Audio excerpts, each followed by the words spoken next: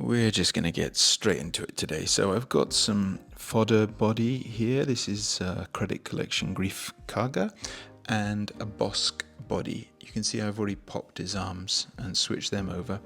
Super easy to do. Obviously, just boil and pop. The Bosks are actually pretty cheap now that they've been re-released. So I picked this up from a Facebook group for 20 quid. Whereas a few months ago you'd have paid like 60 quid or something crazy. So this figure now feels economically possible, and here's the surprise source. It's a Buzz Lightyear. It's only a 5-inch Buzz Lightyear, the XL01, 7 quid currently on Amazon, but the helmet I thought looked about right, and I think it does fit rather nicely. So just have to do a bit of amputation. Nothing fancy here, just cut it off. And once that's done, we'll be chopping off Greef Karga just above the boot and switching those feet over. Gonna save the Bossk head, obviously, and the other bits will come in handy some other time. But the Bossk head, I think, can be used for one of those other Cantina characters. Can't remember the name. Somebody will tell me. And just hacking this off here, and then we're going to stick them on with super glue.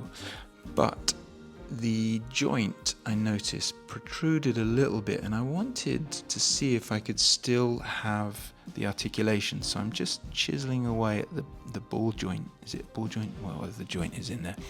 So that I can just glue the boot with Loctite super glue, which is my sort of preferred super glue. Not sponsored by Loctite, obviously. They wouldn't come near this half-assed operation.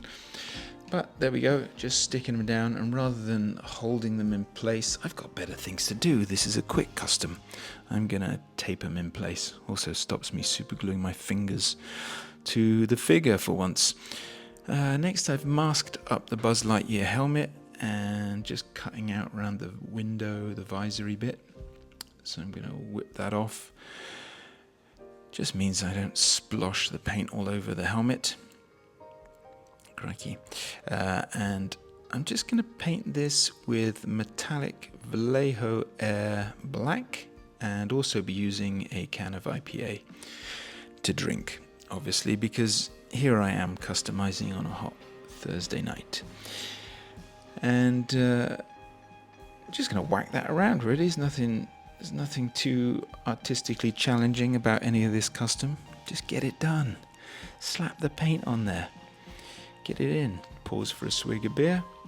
And carry on. So once I've painted, I actually painted on both sides of the visor because it wasn't going on all that easy, and I wanted to make sure the visor was blacked out because obviously there's not a head in there.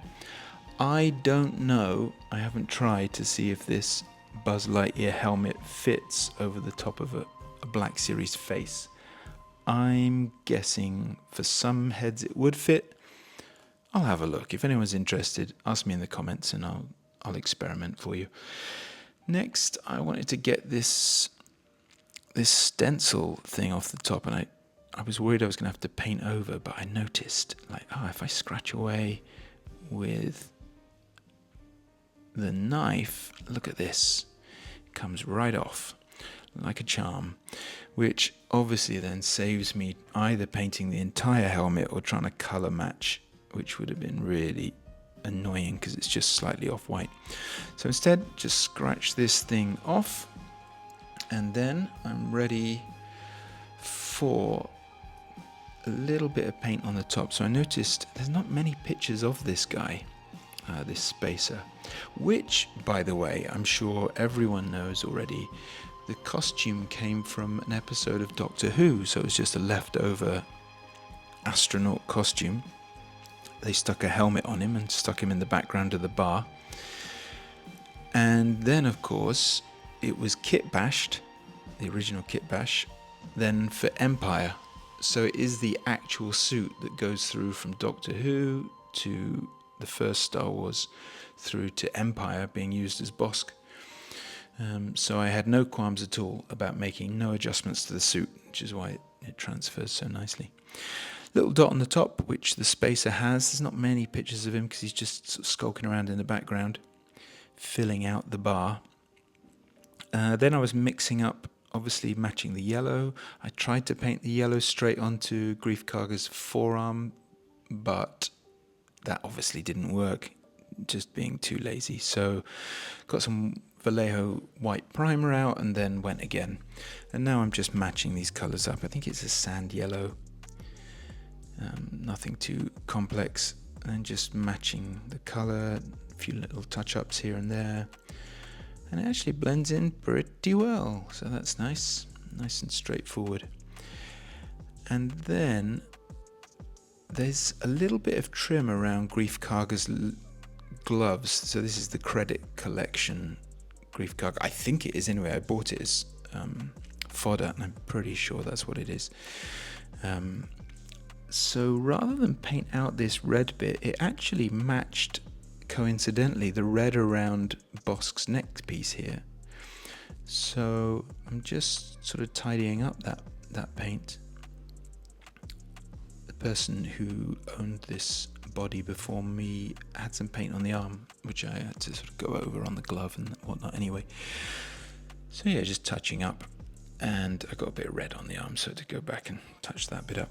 I think that's mainly because I was drinking while customizing, which starts out as a good idea, but you know, not the best way to go, is it? And then just a little bit of extra touching up on the visor, so the black was nice and consistent. And on the side of the visor, I noticed in pictures there is a little bit of color, so I'm just painting again that red color again, just round that side bit of buzz.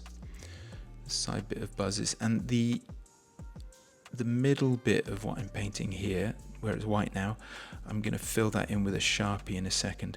And look, forgive me, but I'm using blue tack. Oh, so if you don't mind the head falling off occasionally, I find blue tack, just wedge it in there, and then you can move the head around and pose it and change it and whatever, and it's just nice and easy. Next, free up the legs, check they've all glued, which they have. A little bit of Sharpie, again a little bit of red with the silver inside, and I think that's done.